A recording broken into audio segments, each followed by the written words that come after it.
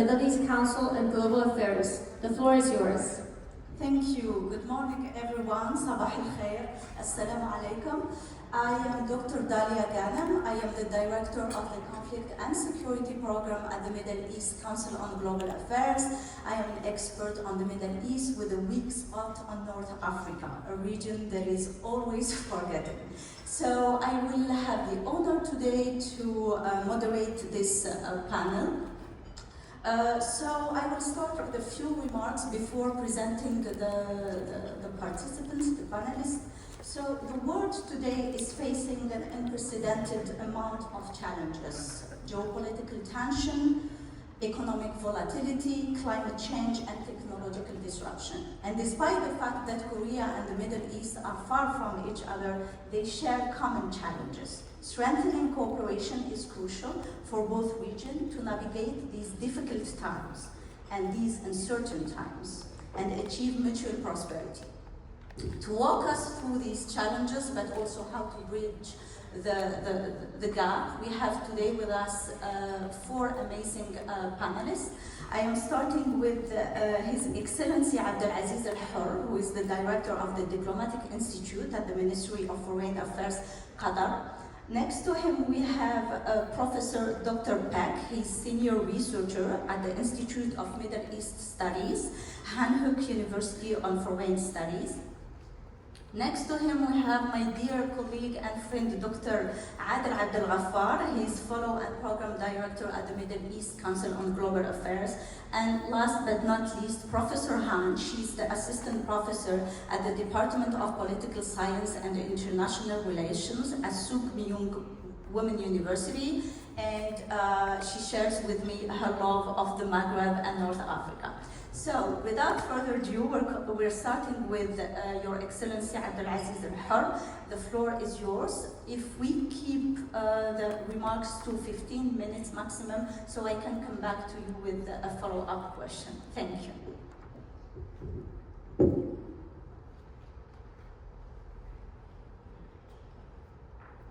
Excellent. Good morning, everybody, and really happy to be here and happy to be co-hosting this important forum. I still remember my first visit to Seoul. It was 1999. At that time, I came with a delegation with the Minister of Education and Higher Education. And at that time, Korea achieved #2 in science and math global competition. So we came to learn from the Korean experience how had they managed to reach that level of excellency. Visited the Educational Reform Center, the R&D Educational Center here, and they explained to us their strategy. However, I asked them, okay, what are you doing now? What is next? He said, we are revising our science and math curriculum. I said, how come? You achieved #2 rank on the global competition. He said, yes, but we did not achieve #1. So this is the mindset of excellency. After the visit, we started what we call the STEM school in Qatar,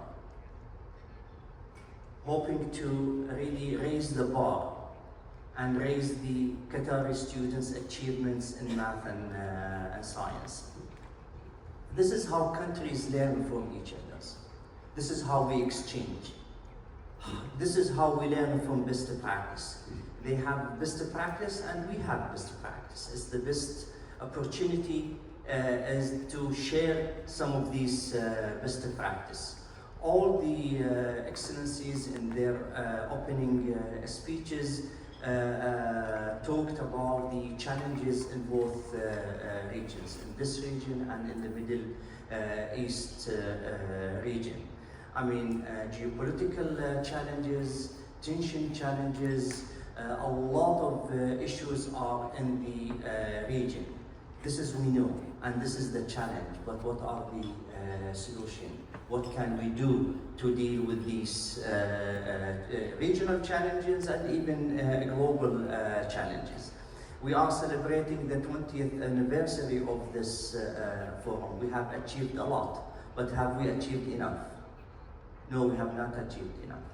This is why we are gathering every year to remind each other of what are these challenges, what are these solutions, and what are the opportunities that really lie ahead to work together towards really dealing with these challenges and also providing some solutions and ideas in these areas. Now, if we are talking about the areas of cooperation, we are talking about the energy area, technology innovation, cultural exchange, economic and trade relations. All of you know all of these areas, but these are real areas of cooperation.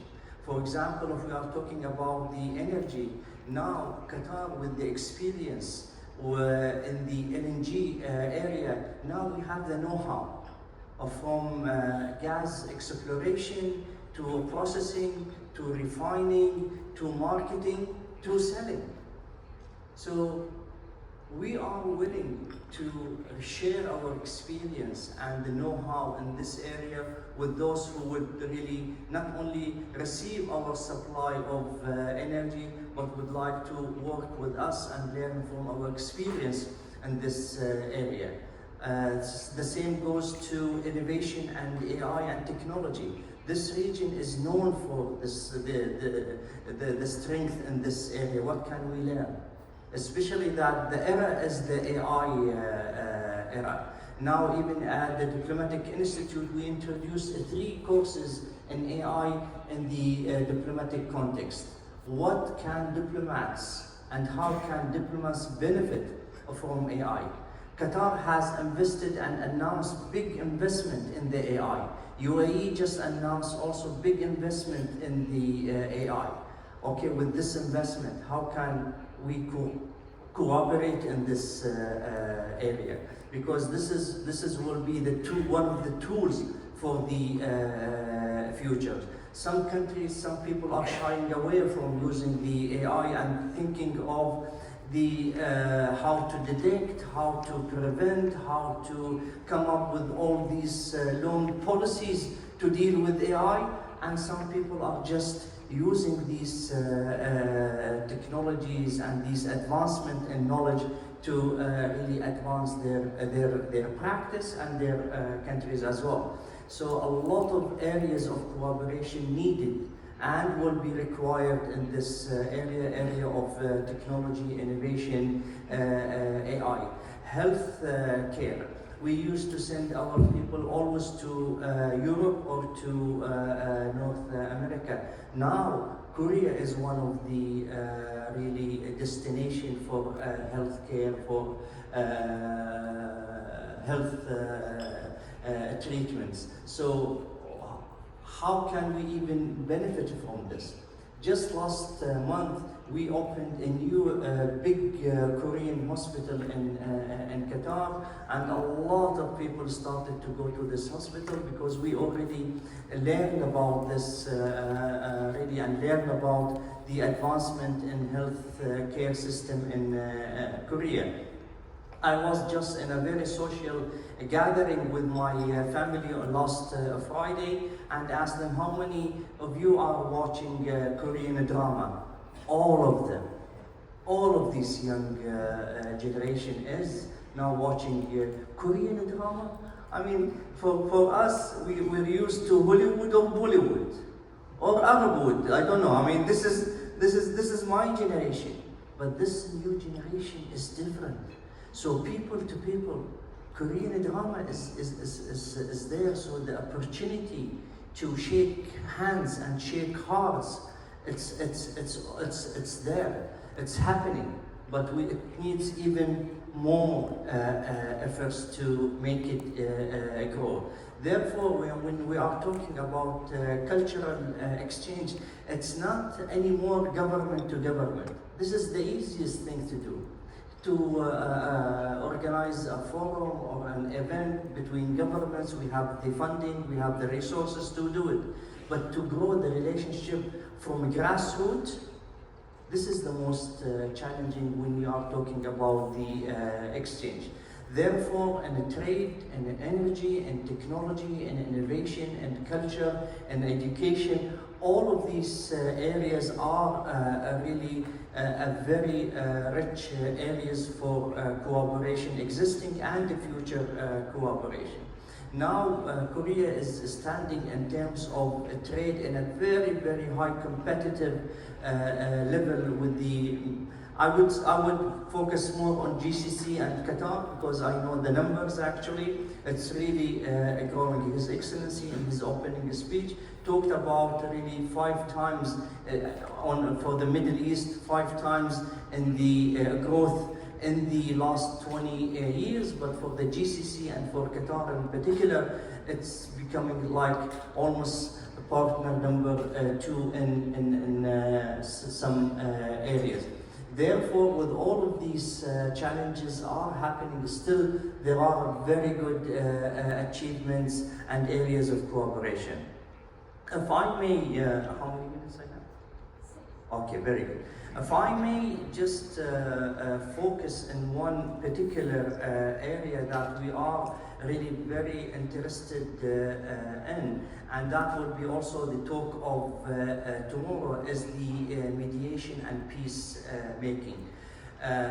For the last 15 years, we have been engaged, positively engaged in this area. At the Diplomatic Institute, now we are doing a mega research to document all the mediations, engagements Qatar has gone through to provide a platform for all the researchers and those who are interested in the area, and this project will finish by mid of next year. By end of this project, we will publish a book about the Qatari way of doing mediation. We will have a documentary film on the Qatari mediation efforts and a dictionary book with more than 4,000 documents about the Qatari engagement in the peacemaking and mediations. All of these documents, books, and qualitative interviews from those who participated in these mediations will be available for public. Will be available for all researchers. It will be an open source, and we have built the technology platform for all the researchers to really have an open access to all of these documents. So this is one of the main areas or one of the most important areas that we can cooperate in. I mean, Korea, I mean, they are into peacemaking, they are into supporting all any peace initiatives, mediations, and conflict resolutions. We do the same. For us, it's not an interest of the Ministry of Foreign Affairs to engage in mediation and peacemaking. It's one of the mandates of the Qatari Constitution. Even 2 weeks ago, we re-voted on the some articles of the constitutions. One of those articles was the 7th article related to the peacemaking and conflict resolutions and mediations. To this extent, Qatar is committed to the peacemaking and conflict resolutions.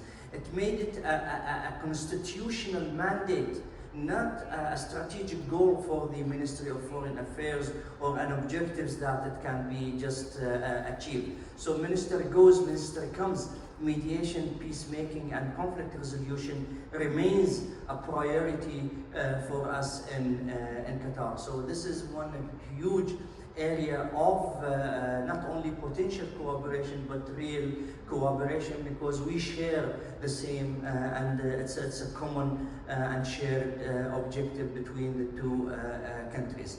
Investment, trade, these areas, everybody know about them, and everybody knows the potential of these areas. For us, it's a very important thing to support such forums and all platforms that connect G to G, government to government, people to people, institutions to institutions, because this is how things happen.